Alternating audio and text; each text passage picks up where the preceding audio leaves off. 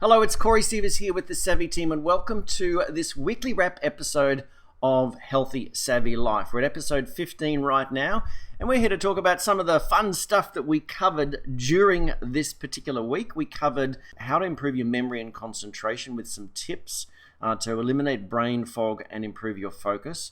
We talked about how to improve joint health, and we discussed the 4 key drivers for joint discomfort. We talked about how to lose belly fat and about how your muscle to fat ratio is representative of your shape. So if you're wanting to fit into those sexy jeans, again, and improve your all-round shape, it's not about the weight, what shows up on the scales, it's more about your shape. So talked about that and about how that you can't just burn, how to get rid of belly fat. We can't just burn it from the belly. You have to set your body up to burn fat. And so we're all different in the way we lose fat, but nevertheless we can specifically set our body up to be more efficient at burning belly fat. We talked about cordyceps, the 10 amazing benefits of this medicinal mushroom. So if you did catch any of the shows and you had some questions, then please do feel free to ask. So first thing, a couple of great questions that we had in related to memory and concentration so far. So, we discussed 7 natural ways to improve your memory and beat brain fog. We talked about nootropic herbs, getting healthy exercise for your body and mind, watching your diet, managing your stress, fixing your gut, getting quality sleep, and balancing your hormones. And so Michael wrote in, have you got anything that can help me stay awake when I'm studying for my exams late at night? So there's a few things I'd like to comment about related to that. And I don't know your personal situation, Michael, but the tips that I shared in episode 11 on memory and concentration could make a big difference, all of those sorts of things. We talked about the nootropic herbs, and they could make a big difference, especially the Brahmi, the Bacopa. So really using Bacopa, but we talked about Bacopa, Ginkgo biloba, Gotu kola, etc. They're safe nootropic herbs that can enhance your ability to recall and focus. And so we work with a formula on that. So if you're looking for specifics, then feel free to reach out to us. But also other nutrients help. So it's not just the nootropic herbs. If you're not dealing with those fundamentals, such as trace minerals and B vitamins and all these sorts of things, then you can be falling asleep at nighttime and not feeling refreshed. Routinely, we have people who start on a natural mineral drink type of product that supports trace minerals. They say that they wake up feeling more refreshed and don't fall asleep at night. So that could be as simple as it is for you. And so if you're like that, then it could be just trace minerals. But watching your diet too, there's a lot of triggers in there that can trigger brain fog because of the gut-brain connection. So that can make you feel more tired. So cleaning up your diet a little bit. You don't want to detox. You don't want to go so clean if you've been on a bad diet and then you're just about to do study and all that sort of thing. You don't want to go too clean because you could the pendulum could swing the other way, and you could go into a Herxheimer's reaction, a healing crisis, a detox as such. But cleaning up your diet from some of the predominantly inflammatory foods can help you to spark up your focus very quickly too. Managing your stress, all those sorts of things, getting quality sleep. And this is what I wanted to talk about, I guess, specifically since Michael asked, have you got anything to help me stay awake when I'm studying at night? So there's a double whammy of a question there. So 1, it's sort of like improving study, but it's 2, staying awake. And that's why I wanted to mention the minerals. So the nootropic herbs, we have an article on the blog. We covered that in the show, the 3 nootropic herbs to boost your brain function, age-proof your mind. I would look at that, and we do have a formula that we work with. Trace minerals. The cordyceps that I'm going to talk about, the cordyceps sinensis mushroom, actually really helps your energy and your ATP production and getting oxygen and everything. So when you're studying, you just think about it. You're hunched over a desk and you're probably shallow breathing and everything, and you're not getting the oxygen into the system to oxygenate your brain. So when you certainly want to be getting up and walking around more and sort of trying to get the oxygen in really, and the cordyceps sinensis mushroom can really help. Minerals, those herbs, B vitamins, All those things can make a huge difference. I wanted to make mention of the fact that you said stay up late at night, stay awake when I'm studying for my exams late at night. Now, when I was, at times when I was studying, that was my habit of staying up late, okay? And so then I found, though, that the challenge is that I didn't have trouble staying up late and being able to stay up and study. The challenge is that then if you're foggy during the exam time, then the staying up late to study hasn't really had a net gain, has it? Because you stayed up late, you crammed, but then you're foggy and forgetful, and your recall suffers during the exam time. So I actually found that before I even knew about circadian biology and the natural rhythms of our body and the toxic blue light and all this sort of thing, I would stay up late and feel foggy and not very good during the day. And then and just by chance, because I was involved in some sport and early morning rising and doing some work with dad and mum and everything, and I would actually start getting up earlier, I just got into the habit of studying earlier. Even when I was a kid, and then later in life too, studying, getting up in the morning and doing the study. So trying to get to bed early and then get up early in the morning to do the studying. And I actually was significantly better and more focused by doing that. So you might want to try that, because it's not so much just about the cramming and staying awake to study. It's about the recall and being able to remember it when you need to. And by the way, those herbs like Bacopa, that actually helps with recall. So it's not just the ability to focus, but it's also the recall. So this sleep-wake cycle can change depending on your. Looks like we've got a poor connection here on Instagram here, but that can change depending on your chronotype. So you can have a particular chronotype, meaning that you might be a night owl and do very well. You might be better off getting up in the morning. I don't remember each of the things. It's bear and lion and night owl. I don't remember. But Dr. Michael Bruce, the sleep doctor, he has a survey on the chronotype, and you can find that out. I haven't found that be particularly relevant for me, but you basically can change your chronotype and get used to things. So early morning, etc. So if you need support on all that, then feel free to reach out. But sleep is really important. If it's not just the studying that's important, it's the recall. So getting some good quality sleep is very important there. So hope that helps.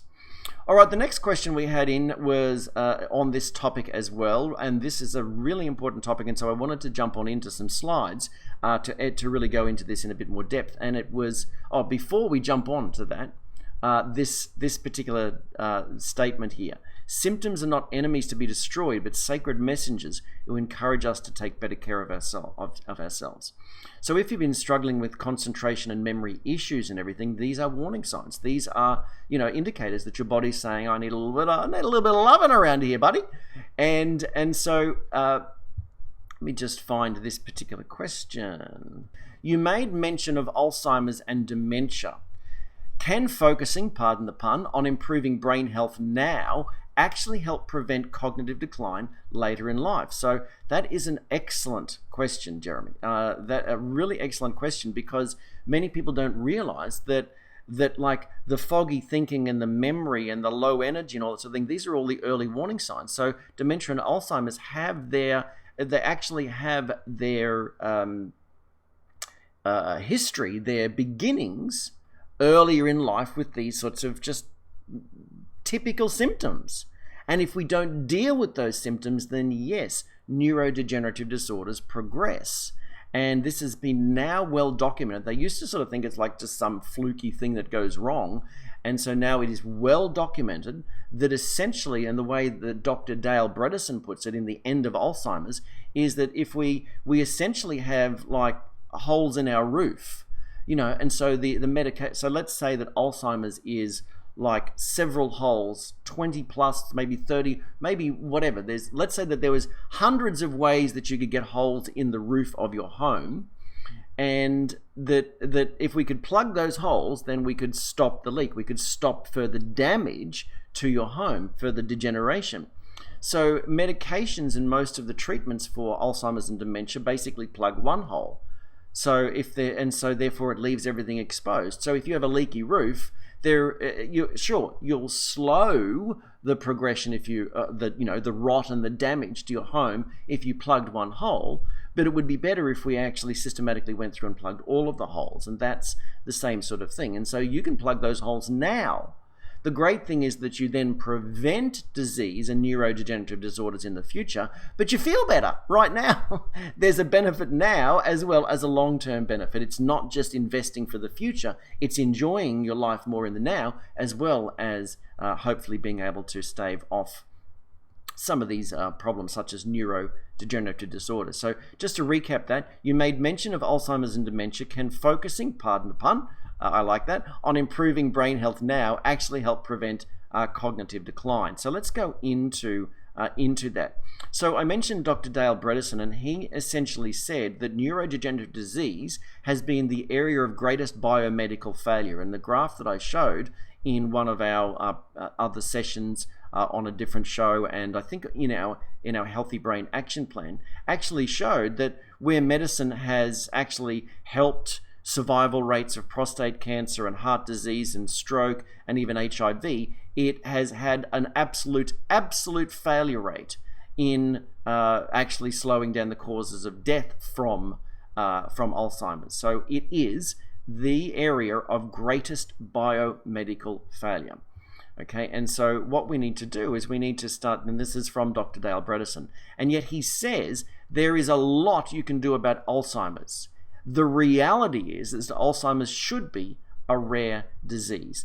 And so, you might go, well, what's that got to do with memory and concentration? Well, again, poor memory, poor concentration, these are warning signs. So it's not to say that, of course, that things are going to progress. But if we made sure that we had clear memory and health now, then according to all of the documented research from Dr. Dale Bredesen, we're actually protecting ourselves from neurodegeneration later on in life. So it's a very powerful thing to do in the now. So what can you do to actually save your brain? Well, there's the thing that we call Alzheimer's is actually a protective response to 3 core insults in the body. And so therefore, yes, the thing that we call brain fog, the thing that we call poor memory and concentration, that, of course, if it's just, not that we're not using it, everyone, because of this principle of neuroplasticity, like once upon a time they thought that the brain couldn't continue to develop once you're an adult. And now they know that it really can. In actual fact, it can adapt in amazing ways. And so you can make changes. You can improve your memory. You can do specific memory exercises. Ron White is a memory expert. You can look him up. And so he really trains people to be excellent at memory. I've not gone into that sort of thing, but if you're struggling with focus and concentration and getting distracted, that's very easy for that to happen in our busy, frenetic sort of digital life today. So we understand that. But sometimes people just find if you do a few simple things over a consistent period of time, your mind sparks up. So here's the thing. So whether it's Alzheimer's and dementia, or whether it's just protecting the things in the now, these are the 3 things that make all the difference. So this is what we covered in one of our master classes, the Healthy Brain Action Plan. So chronic inflammation is one of the drivers of this neurodegeneration. Lack of trophic support, that's the supportive nutrients, the things that help our brain. And then there's toxin exposure from all sorts of different sources. And so, this is directly from Dr. Dale Bredesen's work, okay? These 3 things. You may see that if you've been involved with our community for any length of time, you may know that for close to 30 years, we've been saying everyone would be wise to decrease toxin exposure, to increase nutrition, and to optimize the systems of the body, the supportive structures and pathways of the body.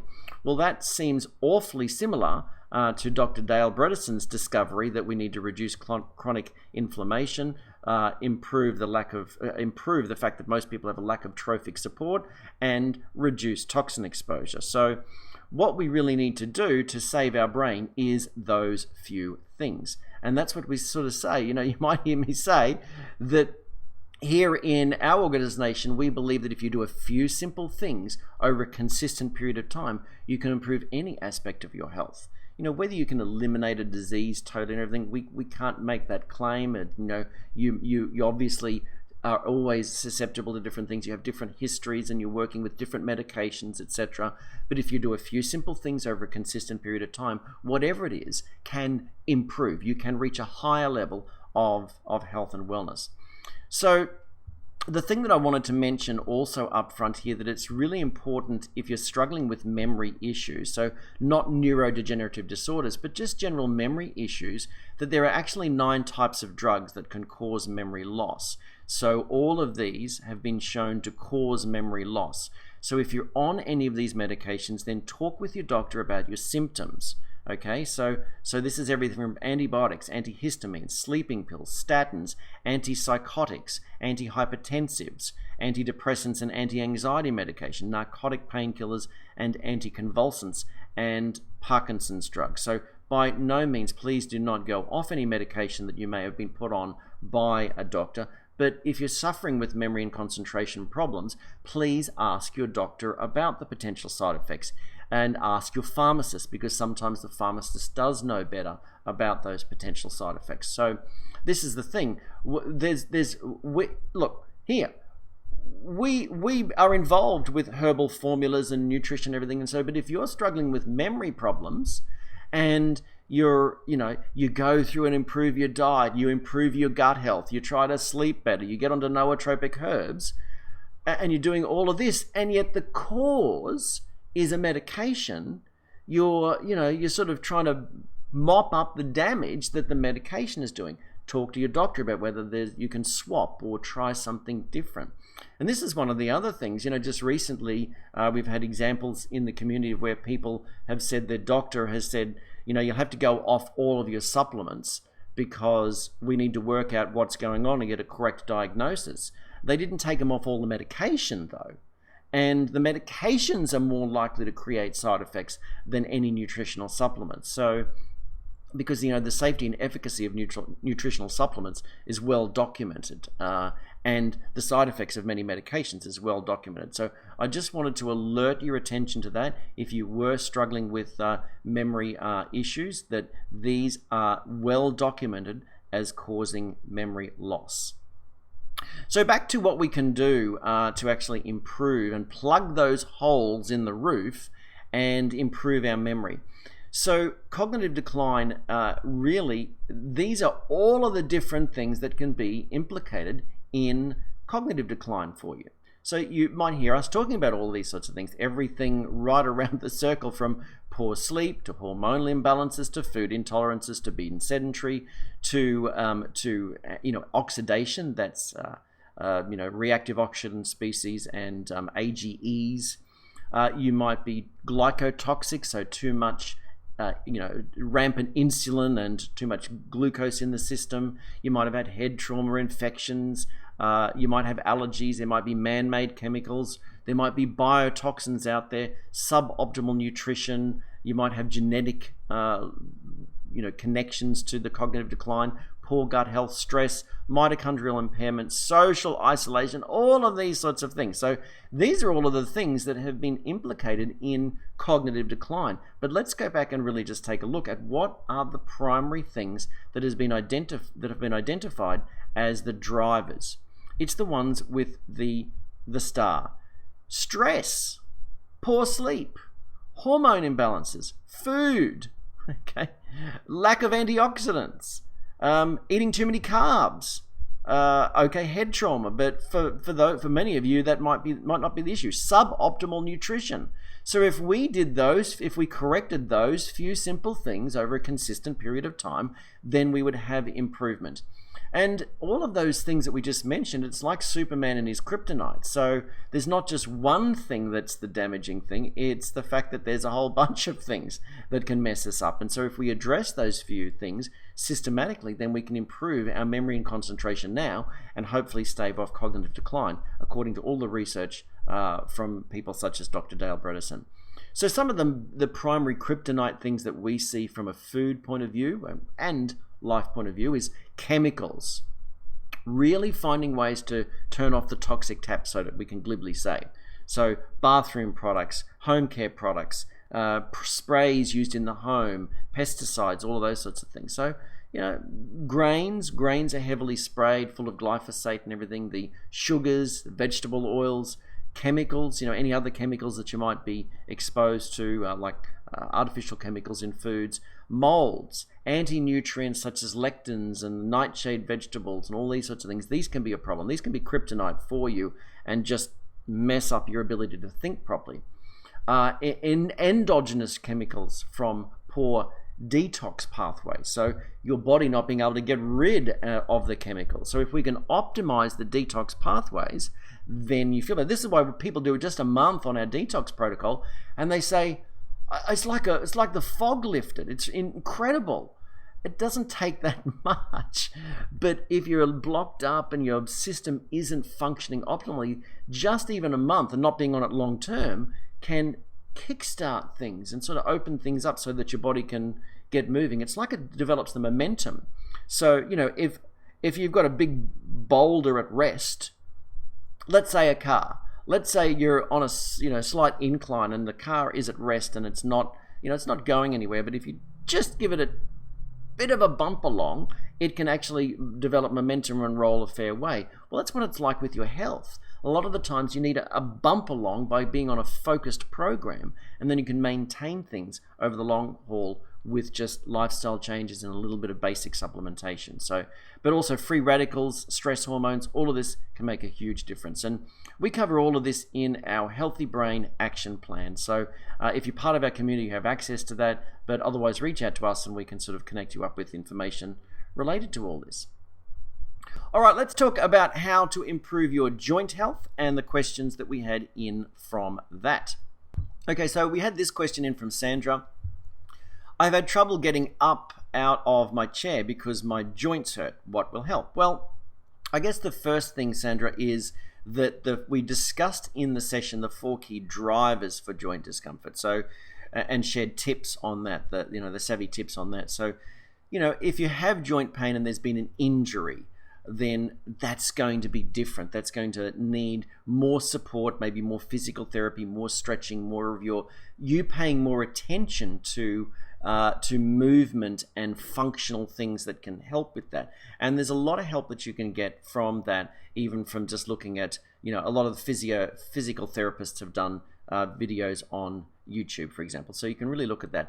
But when we move to the next 3, they're not so easy, okay? So gout, a lot of misinformation about many of these sorts of things. So if your diet is just very acid forming, then you're going to end up with gout, and that can make you feel like it's difficult to get up as well.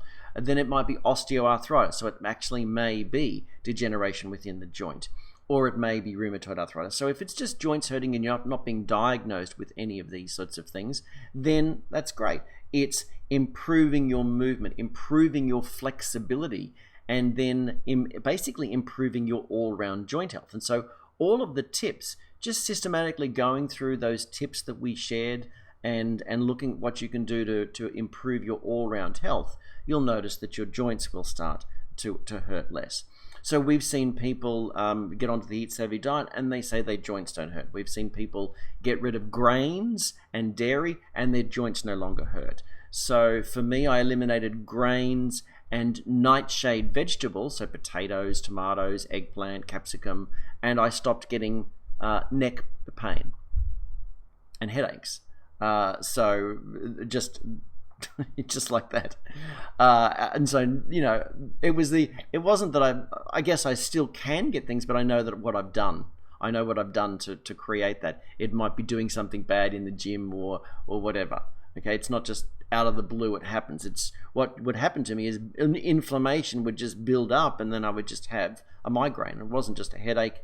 I just never referred to it as a migraine. I always tend to downplay those sorts of things. But yeah, so it was as simple as that for me. So it's just not worth it. Those foods aren't worth it for me when I know that I can avoid pain by just changing to that. But I was already on a supplemental regimen and drinking bone broth and all those sorts of things. So follow the Eat Savvy diet. Get more bone broth into your life. And then it would be looking at collagen supplementation would be my suggestion. But all those other tips that we shared would really help you. Okay, so basically it's as easy as this. This is what our 3-step action plan is for healthier, more flexible joints. We've got to look at ways of hydrating and strengthening them. So that's improving your flexibility around the joint, even drinking more water. But we use collagen hyaluronic acid supplementation to directly hydrate and strengthen the joint. So you want to nourish and lubricate, and you do this with the nutrition, so getting good oils and good food and vitamins and minerals and everything, because and I'm going to show you a slide soon to show you why we need to nourish and lubricate the body, not nourish and look after the body so that we can look after the joint, because the joint health is a flow on from the health of the body, and we need to reduce inflammation and address any underlying issues as well. So we'll actually be able to answer that question even more when I get to answering this next question. So Sandra, we will answer that a little bit more after I deal with this next question, because I'm going to show the joint. So, but hopefully those tips that I just shared will help you anyway. Good question in here from Simon. Thank you, Simon, for this question. So Simon writes in, isn't osteoarthritis simply wear and tear? I was told that there was nothing I can do to help the health of my joints. Well, I think that's pretty bad that you were told that. It's pretty bad. So there's nothing that you can do. It's a misunderstanding the functional health of the body. There's always something that you can do. Whether you can totally eliminate a problem is another thing, but there's always something that you can do. So that's why you may not ever reach perfection, but if you do a few simple things over a consistent period of time, you can achieve a high level of health in your joints. You can achieve a high level of health in any aspect of your life. So there's always something that you can do. So never feel like you're a victim and there's just it's all out the window. Even the science of epigenetics says that you can change your life today by what you're eating, what you're putting into your body, what you're putting on your body, by the way you're thinking even about things. So there's always something you can do. Yes, it is considered wear and tear. So, the question, isn't osteoarthritis simply wear and tear? I was told that there was nothing I can do to help the health of my joints. Well, it is a wear and tear issue, but there's a lot more to it than that. So one of the primary things that we have, the reason it's considered wear and tear, is that collagen levels and collagen hyaluronic acid and chondroitin sulfate and a few things is what's the articular cartilage in the body is made up of. And the challenge is that as we age, the blue line represents hyaluronic acid. That's what helps to hydrate our joints, and that decreases right from when we're early. So it helps to hydrate our skin, hydrate our tissues, hydrate our joints. And then collagen declines, after we probably hit about 25, 30-ish. Okay, collagen synthesis. So it's not that it disappears in the body. And remember, this is most people. If we were to actually study people who stayed on a traditional diet that was rich in bone broth and these sorts of things, and rich in nutrition, would we see this same level decline? This is looking at the typical population. So, no doubt we know that it declines, but would it decline at simply a slower rate? Would it decline later in life? We don't know, because it's only been looked at across the board, all of the unhealthy people. Just like when you go to have a blood test, the range is just like, well, most people fall into this range. That doesn't mean that they're healthy, because who gets blood tests? Nowadays, once upon a time, everyone would have a blood test just as a routine thing. Now you have to have a problem. So you go to the doctor when you're sick. So that's the standard range for all of the sick people. So it's not the optimal. So we don't know what would happen if you were on an optimal lifestyle and what the pathway to collagen and hyaluronic acid decline would be. But anyway, I digress. So the reason that this is so important is that if we were to look inside the joint, and the reason why that comment about there's nothing that you can do and it's wear and tear, we need to venture inside the joint. Now, I'm no orthopedist, and don't get overwhelmed, but I think you'll find this easy to understand. Let's have a look inside the joint. So this part here is your actual cartilage. Let's say this is a knee joint. We've got cartilage here. And the cartilage, obviously your cartilage is the rubbery substance that stops the ends of your bone rubbing together. And you might notice in here you have the synovial cavity here. I want you to take notice of this. This whole section. Now, I'm no orthopedist, but I think you'll understand. This end of the bone, the epiphyse. So this epiphyseal bone, when you've been fully grown, it basically seals off here. So it's sealed off, and no nutrients can come through to look after your cartilage after you're fully grown, okay? You now have what you will have. But it's continued to be supported and nourished by the synovial fluid, by healthy synovial fluid. And so what happens is, through a poor lifestyle, is that our synovial fluid dries up.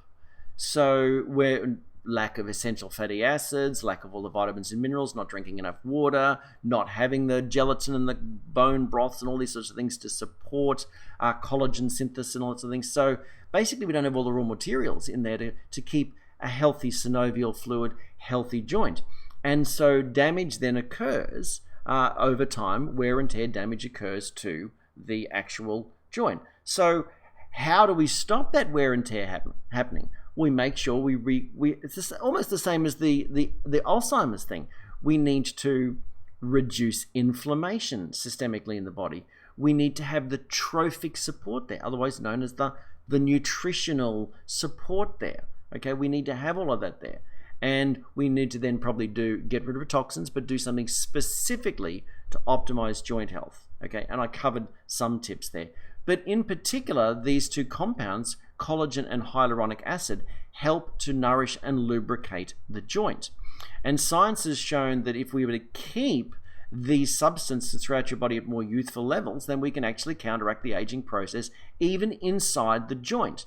And the specific technology that we utilize in our joint mobility action plan, one of the aspects of that, just with that aspect alone, 89% of people experienced improved joint comfort. So that's when they already had challenges. And so if we were to then make sure that we addressed all of the other drivers, so we keep our joints strong and flexible, we make sure that they're not acid, eliminating the gout, and we also make sure that we don't have any autoimmunity issues by healing our gut and dealing with our all-round health, so that we don't end up with the rheumatoid arthritis side of things, then we can really make a huge difference. So I know that you were talking about specifically osteoarthritis, but we need to nourish the synovium, and this is where also interestingly that it's like they say there's nothing that you can do. Yet when younger people, like sports people, for example, chip off some of if you think about the cartilage there, if the cartilage actually gets chipped off, they can do surgery. They go in and they do surgery to patch that chip up. Now, what happens after that? What, just magically? The body repairs that chip and it seals and it comes back to a nice, healthy looking cartilage. So if they know that they can repair damaged cartilage when it's been chipped, for example, how can you also say there's nothing you can do? They have to not understand that there's anything that holistically that nourishes the synovium. They have to believe that. They have to believe that it's just mechanical. We're a biological organism, and we basically need all of the foods and the right nutrients to support the health of our cells of our body. So absolutely, there is something that you can do. Now, another thing too, I mentioned how I was, for my headaches and migraines and everything, I got off nightshade vegetables. There's some evidence to show that the nightshade vegetables, excess consumption of nightshade vegetables over the course of your life, causes the deposition of, and also a lack of vitamin K2 in your body, causes the deposition of calcium within the joints. And it has been established where the joints have dried out and looking calcified, and they're not entirely sure whether in actual fact the cartilage has worn away and it's become bone on bone, or whether the soft tissues have become calcified and turned to bone through poor health choices and poor dietary choices. So is the osteoarthritis bone on bone because the cartilage has worn away, or is it because the cartilage the soft sponginess has been calcified by a poor diet over time? Or even not a poor diet, but a diet that causes calcification of the soft tissues. So good question there. So that's why if you follow the Eat Savvy approach and really, experiment, we're all different. You might be perfectly fine with one food, but not be able to tolerate another. So only you will know by, first of all, focusing on an elimination type of protocol, and then bringing foods in and staying connected with that community so that we can work on things for the long haul. Easy as 1, 2, 3. That's what we have to do, and we have the Joint Mobility Action Plan to help you out if that's an area of interest for you. Okay, so belly fat. So we dealt with in episode 13 how to lose belly fat. Now, we had this question in from Jonathan, which is a really great question here, that I want to make changes and try following the Eat Savvy diet and probably do the Body Transformation Challenge. But so many fitness influencers are talking about the fact that you can lose weight without clean eating. What are your thoughts? Okay, what are your thoughts? Well, it's true. You can lose fat without clean eating. And, there's a big movement about if it fits your macros. So in other words, it doesn't matter. It doesn't matter about what you eat as long as you get your protein, carbs, and fat ratios right. They're your macronutrients. Well, if it fits your macros. Well, that's true. You can do that. You can do it. If you have already identified what macros you need in order to steadily lose fat, build muscle, still keep your insulin levels under control, then absolutely. But that's ignoring the micronutrients and the toxins. So if over time you have too many toxins and not enough nutrition, then your health will decline. So you might end up losing fat. So many of these, and so really I don't know your situation, Jonathan. I'm reading between the lines, and maybe you're already young and following some of the younger influencers there. And if you're some of these influencers are 20 raging hormones, no insulin resistance and all that sort of thing, and they can almost do anything without injuries or whatever, and they haven't got to the point of their health declining through to lack of nutrition. So, great. But remember, we just talked about neurodegenerative disorders and foggy thinking and all these sorts of things. And so we said that if you have high toxicity and not enough trophic support, you have low nutrition, then your mental cognition can decline over time. You can be a higher risk of heart disease and all that sort of thing. So, in other words, these are people that can help you lose fat, but not optimize your well-being long-term. So that if you want to lose fat and be healthy, then if it fits your macros is not really wise. It's like, do you want to be, this is why so many people who, most dietary programs out there don't have a fundamental approach of correcting some of the underlying things that have led to weight gain. And so, you end up yo-yo dieting or actually being unhealthy or feeling sick. So you're slim, but you look drawn with dark circles under your eyes and everything because the program wasn't health focused. And this is the challenge with many programs out there, okay? They're not wellness focused. They don't have the fundamentals in mind to help you reach a high level of wellness. So we'd like you to reach your ideal weight and be healthier, not reach your ideal weight and then be sicker or feel no energy, like, oh my God, that was so hard, I'm never going to do that again. We want you to actually get there and have an idea of of how to keep your health positive in the long run. And so we've got to think about this, though, from an early quote from a holistic health practitioner here. The food you eat can either be the safest and most powerful form of medicine or the slowest form of poison. And that's what many of these influencers don't understand. It's what many people don't understand, that, the food doesn't really make that much difference. Well, yes, it does. The challenge is it doesn't make any difference now, today. Just the same as if you were to take some nutritional formulas, for example, it doesn't make a difference today. Everybody's so impatient, they want it to fix them today. It's taken 20 years to degenerate, but we want this nutrition to just go, boom, fix us. Oh, and the medications and all that couldn't fix us either, but we want something to fix us now. So some people have gone through joint surgeries and all that sort of thing and say, I'm still experiencing pain, so now what can you do? Well, it probably would have been easier if you didn't have the invasive surgery and you tried to do something actively first. Of course, surgeries can be life-saving, medication can be life-saving, so you need to talk with your doctor about any of that sort of thing. But we're talking about here, whatever you're doing through as far as medical intervention doesn't stop you from looking after your own life and taking active participation in your own care. So the food you eat can either be the safest and most powerful form of medicine or the slowest form of poison. Now, Wigmore was an early raw food vegan, wheatgrass, big on wheatgrass and detox and all that sort of thing. And so we're big on detox and the cereal grasses and green superfoods and all that sort of thing. But we don't see that most people, and we were trained in the same sorts of cleansing protocols and all that sort of thing back in the early 90s. What I've seen over my years of working with people is that detox works and moving on to a whole food, plant-based diet works in the short term to cleanse. But then we've got to build. We've got to build the body back up, and that's a cleansing program is not a building program, okay? So when you're renovating the house, you got to clean out the old stuff, but then you got to bring in the new stuff and build. And so the assertion is it's the same things that do both.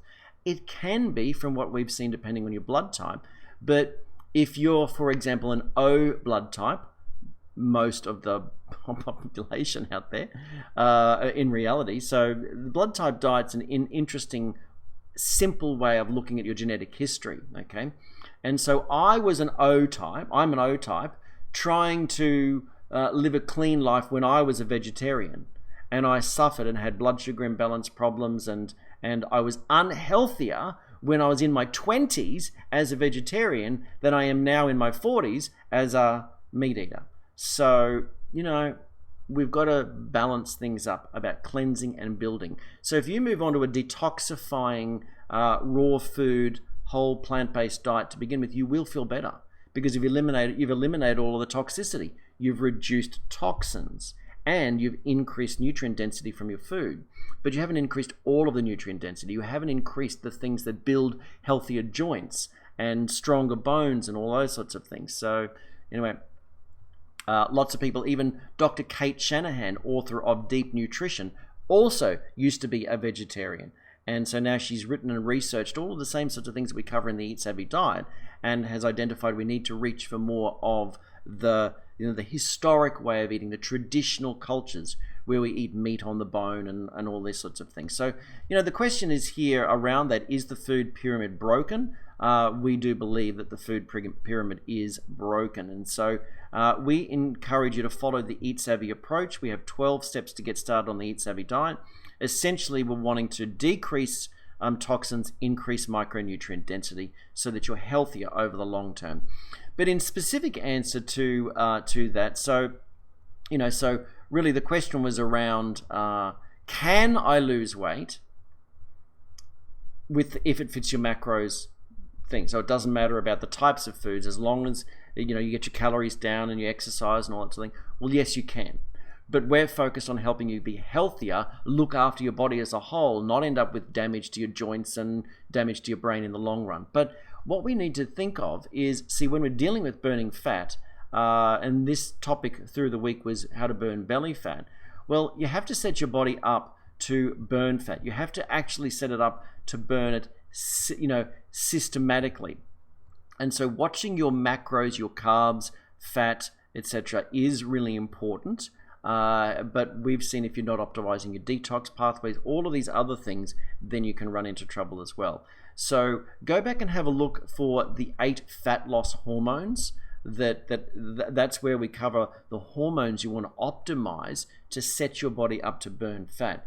But most people, if you were to simply lower your insulin levels, so eat a whole food diet that doesn't spike your insulin levels, and you were to skip meals, then skip snacks, just skip your snacks, you're going to do a lot better. And so what we tend to do is we tend to use a step down approach. So meaning like, or you could call it step up approach. So the minimal effective dose, I think Tim Ferriss talks about. So what can we do? What's the minimal effective dose to get you losing fat? Well, you could start exercising. Are you losing? Yeah? Awesome. Okay? You could change your food choices, not change how much you eat, but change your food choices by following the Eat Savvy approach. Are you losing weight? Awesome. Okay, so now your weight loss stalls a bit. Well, let's now encourage you to control your food portion sizes. So, like fist and palm method. So, like if it's a great way to deal with the size of our body. You can a palm-sized piece of protein, 3 fistfuls of vegetables in a meal. Try that for your 3 meals a day, avoiding snacks. Are you losing weight? Awesome. You've stopped losing weight? Let's put another step down approach in there. Let's actually get you to maybe count calories. Okay? You're losing weight now? Great. Have you stalled even though you're counting calories? Let's do another step down approach and make sure you're skipping your snacks, and maybe then even, keeping your insulin in check. Maybe you're still eating high carbohydrate foods that's spiking your insulin, your cravings too much, and you can't burn fat between meals. So we might need to correct that. Are you losing weight again? Yep, great. Awesome. You're not losing weight? Well, why don't you try intermittent fasting, for example? Why don't you try one of the other things in our fat loss maximizer toolbox? So the thing is that most programs just put you on the program, here it is, and they don't have additional strategies for when you stall. They don't have amplification strategies so that you can put the foot down. So because they don't have a holistic focus, they're not aware of all of the intricacy in the way the body works and how to get things done. They just say, follow our program. Oh, it's not working for you. Oh well, sorry, can't do anything for you, because they don't have a passion to actually help you reach that higher level of wellness. That's what we do. Anyway, so I guess with Michael's with Jonathan's question, I probably could have just sort of said, what are your thoughts? And said, yeah, you can lose weight, but you can lose weight eating whatever you like as long as it fits your macros, but it's a dumb choice. I could have said that and saved all the explanation, but I thought it might be worthwhile going through the information there. So, okay. So really, for everybody, no matter everything that we're talking about here, whether it be improving your joint health, losing fat, improving your mental cognition, the Pareto principle, getting rid of inflammation in the body. The Pareto principle is a principle that is the 80-20 rule. And so the 3 Pareto principle diet changes that will have the biggest impact on your health, the 20% actions you could take today that would give you massive results in the long run. This, of course, you can speed things up through supplementation and following our programs. But if you were to get rid of sugars of all kind, you were to get rid of the grains, sure, you can still eat I eat a bit of basmati rice and some, I turn hulled millet into like a couscous type of dish with Moroccan dishes. You can still have a little bit every now and then, but reduce it at least. So get rid of the grains and get rid of the inflammatory seed oils. That would make a huge difference to your health. Huge. So that's the Pareto principle diet changes for you there. And then you can just continue to follow the 12 steps on the Eat Savvy approach. So, and really try it as a bit of a 30-day challenge. So the only other thing is, the interesting thing is that when we're talking about joint health or fat loss or memory and all that sort of thing with the topic, it's like we didn't have any questions in about the 10 benefits of cordyceps. And I understand, because it's about one particular nutrient, but this stuff is seriously amazing. It's seriously amazing. So I would encourage you to review that material that we covered on that, and we'll link up the blog post on that so you can read a little bit more on that as well. But the cordyceps sinensis mushroom really can improve just so many things. It's like, so you're wanting to improve your mental clarity and energy levels, then try it. If you're wanting to lose fat and have more energy, try it. So go and check that out. The cordyceps, amazing. Everything benefiting you from energy levels, oxygen uptake, anti-aging, improving your heart health, improving libido, improving all sorts of things there. So just remember that anything going on with you, symptoms are not enemies to be destroyed, but sacred messengers who encourage us to take better care of ourselves. And here in the Savvy team, we really want to help you with these hints and tips to help you, as we like to say, to be savvy, especially with your health and lifestyle. What do we mean by be savvy? We want you to be astute, sharp, perceptive, and informed, especially around what you can do to maximize your health and well-being. So all the best. We look forward to catching up with you next time round on Healthy Savvy Life.